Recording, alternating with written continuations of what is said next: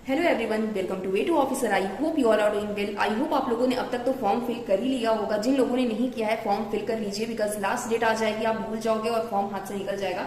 सो ये फॉर्म पहले फिल कर लीजिए एंड प्रिपरेशन स्टार्ट करिए। किस तरीके से आप प्रिपरेशन कर रहे हैं, किस एग्जाम को टारगेट कर रहे हैं, कमेंट बॉक्स में जरूर बताना।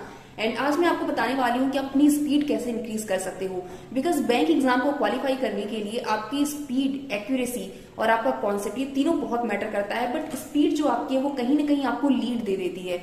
आपके कॉन्सेप्ट स्ट्रांग है, आपके साथ जो बंदा बैठा हुआ है उसका भी कॉन्सेप्ट स्ट्रांग है, मान लेते हैं, ओके, उसकी भी एक्यूरेसी अच्छी है, आपकी भी एक्यूरेसी अच्छी है, बट उसकी स्पीड थोड़ी लो है, आपकी स्पीड ज्यादा है, तो आप कम टाइम में ज्यादा क्वेश्चन बना लोगे। तो इस तरीके से आप लीड कर सकते हो, उससे आप आगे निकल सकते हो, आप अपनी एक सीट कंफर्म कर सकते हो, राइट। तो ये चीजें बहुत मैटर करती हैं, ये डिफरेंस हो जाता है। बट बहुत से लोगों का ये क्वेश्चन है, स्पेशली बिगनर्स के, कि स्पीड को इंक्रीज कैसे करना है। बहुत सारे कंफ्यूजन होते हैं जब हम लोग प्रिपरेशन स्टार्ट करते हैं कि what to do and what not to do. Confusion रहता है क्योंकि काफी सारी चीजें अवेलेबल हैं, काफी सारे सोर्स अवेलेबल है, काफी सारे मटेरियल्स हैं। तो मैं आज आपको बताने वाली हूँ कि डेली शेड्यूल में आपको अपनी प्रिपरेशन स्टार्ट करने से पहले, जब भी आप मॉक लगाने चाहते हो या फिर अपनी स्टडी स्टार्ट करने से पहले, किन चीजों को आपको डेली बेसिस पर करना है। मान लीजिए आप अपना डे स्टार्ट कर रहे हो सुबह 8 बजे या 9 बजे से पढ़ना स्टार्ट कर रहे हो, ठीक है। बट आप क्या करते हो कि सीधे सबसे पहले क्वांट उठाया, क्वांट उठाकर क्वेश्चन करने लगे, सिंप्लीफिकेशन करने लगे, अर्थमेटिक करने लगे, डीआई करने लगे, फिर रीजनिंग उठाए, रीजनिंग उठाकर क्वेश्चंस करने लगे, इंग्लिश उठाया, इंग्लिश उठाकर क्वेश्चन करने लगे। बट किसी भी चीज को करने से पहले उसका एक बेस होता है, उस बेस का स्ट्रांग होना बहुत जरूरी होता है। वो बेस क्या है? सबसे पहले मैं कैटेगरी वाइज बताऊंगी, क्वांट, रीजनिंग एंड इंग्लिश का अलग अलग। सबसे पहले क्वांट की बात करेंगे। क्वांट का जो आपका बेस है वो है टेबल, स्क्वायर, क्यूब, परसेंटेज। ये बेस है आपके क्वांट का। आपको 20 तक की टेबल आपकी जुबान पर होनी चाहिए। आपको स्क्वायर 50 तक, एटलीस्ट 50 तक के स्क्वायर आपकी जुबान पर होने चाहिए। क्यूब में आपको 20 तक के, 20 तक के क्यूब बिल्कुल रटे होने चाहिए। कोई आपसे तुरंत पूछता है 17 का क्यूब क्या होता है, आपको तुरंत बताना है। 18 का स्क्वायर क्या होता है, तुरंत आपके दिमाग में वो चीज क्लिक करनी चाहिए, इस तरीके से याद होना चाहिए। और ये चीजें आपकी स्पीड को इंक्रीज करने में, आपकी कैलकुलेशन को इंक्रीज करने में कितनी हेल्पफुल होंगी आप इमेजिन भी नहीं कर सकते। जब आप मॉक दोगे तब आप ये चीज रियलाइज करोगे।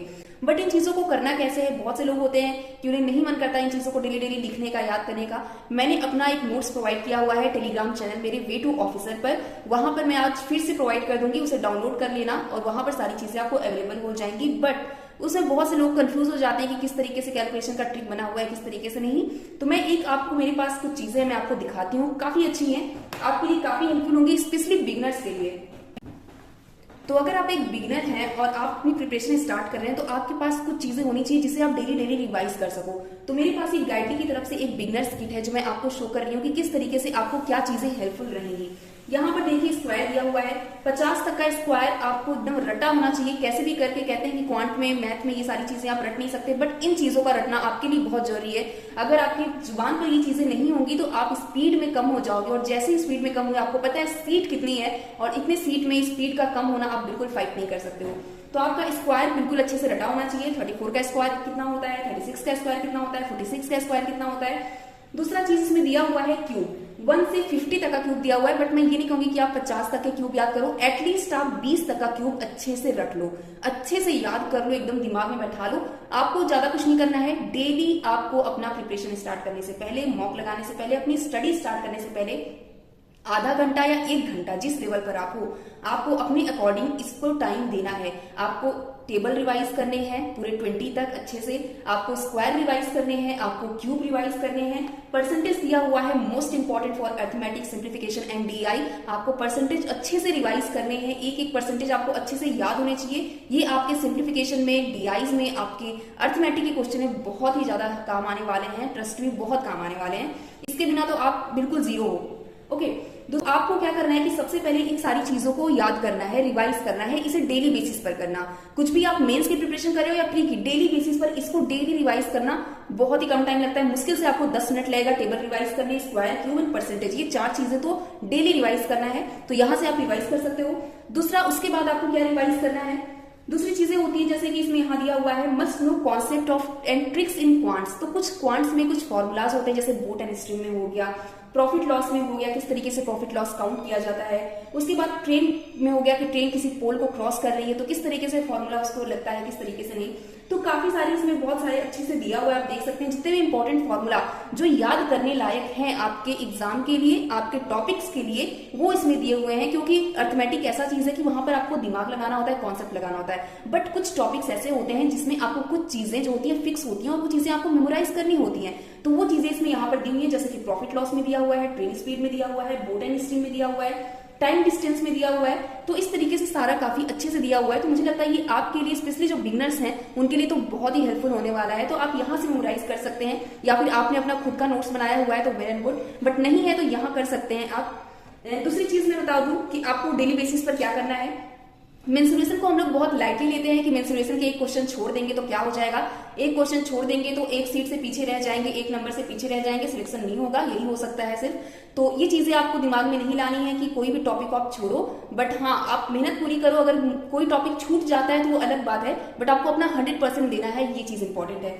आप जो मैंने आपको पीडीएफ दिया हुआ था उसमें भी मैंने मेंसुरेशन इंक्लूड किया था, क्योंकि मेंसुरेशन एक ऐसा टॉपिक है, इसके फॉर्मूलाज होते हैं और इसके फॉर्मूलाज अगर आप रिवाइज नहीं कर रहे हो, अगर 10 दिन आपने रिवाइज नहीं किया तो कहीं ना कहीं कंफ्यूजन क्रिएट कर देते हैं। इसको डेली बेसिस पर रिवाइज करना बहुत इंपॉर्टेंट है।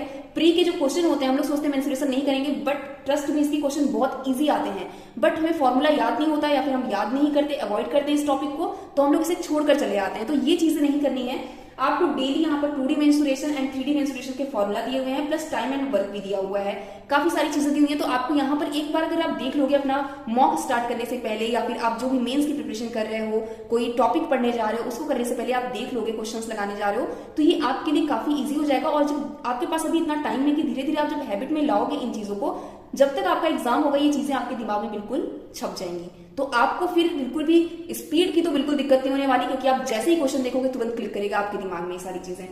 दूसरी चीज क्या है, मैं रीजनिंग का भी बताना चाहती हूँ आपको, क्योंकि रीजनिंग में कुछ चीजें हैं जो बहुत इंपॉर्टेंट है और उसका याद होना बहुत इंपॉर्टेंट है। आपको भी पता है, जो पहले से प्रिपरेशन कर रहे हैं उन्हें पता है कि मैं किन चीजों की बात कर रही हूँ, और वो है हमारा इजोटी कॉन्सेप्ट। आप जब एग्जाम में जाओगे तो आपके पास इतना टाइम नहीं होगा कि आप बैठ के एक एक लेटर की रैंक निकालो कि उसकी रैंक कितनी है। आपकी जुबान पर बिल्कुल रटा होना चाहिए कि A1 होता है, B2 C3 D4 E5 F6 G7 H8 I9 J10, आपके दिमाग में रटा होना चाहिए। बट कैसे रटे, पॉसिबल नहीं है ना, इंसान भूल जाता है। तो इसके लिए एक कॉन्सेप्ट यहाँ दिया हुआ है इजोटी। ई जो है आपका 5 होता है, J 10 होता है, O 15 होता है, T 20, Y 25 मीन्स 5 का गैप है। तो ये बहुत आसानी से याद किया जा सकता है कि इजोटी वाला कॉन्सेप्ट। प्लस अपोजिट लेटर्स जो होते हैं अल्फाबेट के, ये आपका याद होना बहुत जरूरी है रीजनिंग के लिए। ए का अपोजिट जेड होता है, बी का वाई होता है, सी का एक्स होता है, डी का डब्ल्यू होता है, आई का आर होता है, के का पी होता है। तो ये चीजें आपको बिल्कुल जुबान पर रटा होना चाहिए। तो इसे भी आपको डेली करना है। मान लीजिए आपने रीजनिंग का स्टार्ट किया, रीजनिंग का सेक्शनल मॉक देने जा रहे हो या फिर फुल मॉक ही देने जा रहे हो, तो एक बार इन चीजों को रिवाइज कर लो। अभी कुछ दिन रिवाइज करोगे, फिर जब एग्जाम आपके पास आ जाएंगे, 10 दिन बचेगा, तो जब आप मॉक लगाओगे तब आपको ये चीजें रियलाइज होंगी कि आपकी स्पीड कितनी फास्ट हो चुकी है। आपको देखते ही पता चला है, अच्छा ई आया है, ई का जो है अपोजिट लेटर वी होता है, आई आया आई का आर होता है, एल आया एल का ओ होता है। तुरंत क्लिक करेगा, आपको सोचना भी नहीं पड़ेगा, 1 सेकंड भी नहीं लगेगा आपका। तो ऐसा होना चाहिए आपके दिमाग में, इस तरीके से फिट होना चाहिए कि वो सेकंड्स भी ना ले। ठीक है, तो ये चीजें इंपॉर्टेंट है रीजनिंग के लिए। तो ये रीजनिंग का भी इन्होंने दिया है काफी अच्छे से। दूसरा है कि सिलॉक्स में किस तरीके से करना है। अगर आप बिगनर है तो बिगनर के लिए सिलॉक्स के कॉन्सेप्ट को किस तरीके से समझना है, यहाँ पर पूरी डिटेल दी हुई मैं आपको दिखा देती हूँ एक बार कि किन किन चीजों को आपको डेली बेसिस पे मेमोराइज करना है। क्योंकि ये सब कॉन्सेप्ट ऐसे हैं, ये सब टॉपिक ऐसे हैं कि एग्जाम में हर प्रीलिम्स में आते हैं, तो इसको आपको डेली बेसिस पर करना है। क्योंकि एक एक नंबर आपको पता है कितना इंपॉर्टेंट है। पॉइंट से जब सिलेक्शन रुकता है तो बहुत दुख होता है, तो वो चीजें नहीं होनी चाहिए। इस वजह से मैं बता रही हूँ कि ये चीजें आपके लिए करना इंपॉर्टेंट है। दूसरा मैं ये देखिए, ये मुझे काफी अच्छा लगा, ये जो यहाँ पर इन्होंने चार्ट बनाया हुआ है काफी अच्छा है। क्योंकि जो बिगनर्स हैं काफी प्रॉब्लम होती है, जैसे आप पजल सॉल्व कर रहे हो, वहां पर दे दिया ए लाइज अबव बी। इसमें कंफ्यूज हो जाते हैं बहुत सारे स्टूडेंट कि ए लाइज अबव बी का मतलब क्या होगा, किस तरीके से उसे अरेंज करेंगे। Box A is placed above box B, या फिर box A is placed immediately above box E.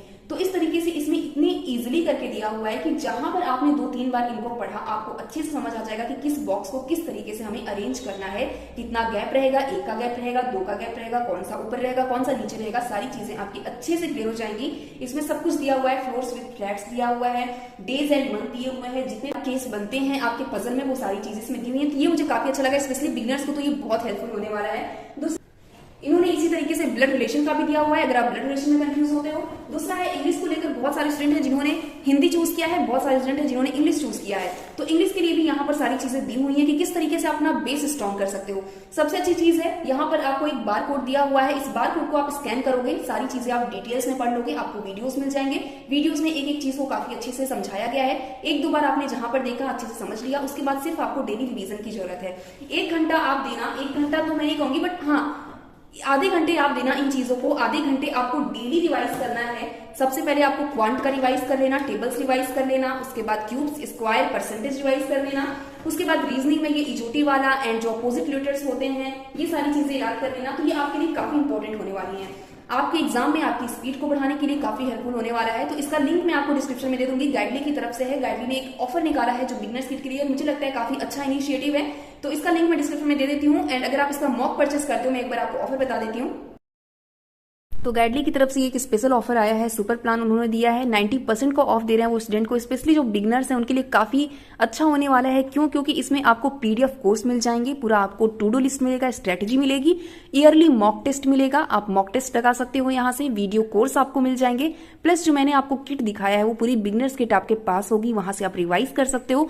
तो मुझे लगता है अगर आप किसी फ्यूचर में एग्जाम को टारगेट कर रहे हो, आरआरबी को, एसबीआई को, आईबीपीएस को या फिर किसी भी इंश्योरेंस एग्जाम को, तो आपके लिए काफी बेस्ट होने वाला है, काफी बेनिफिशियल होने वाला है, बहुत हेल्प मिलेगी इससे। और अगर आप मेरा कूपन कोड ऑफिसर यूज करोगे तो एक्स्ट्रा 12% का ऑफ मिल जाएगा, प्लस 90% ऑफ तो पहले से मिल रहा है। तो काफी अच्छा ऑफर चल रहा है इस टाइम, मैं लिंक डिस्क्रिप्शन में दे रही हूँ, वहां से आप परचेस कर सकते हैं।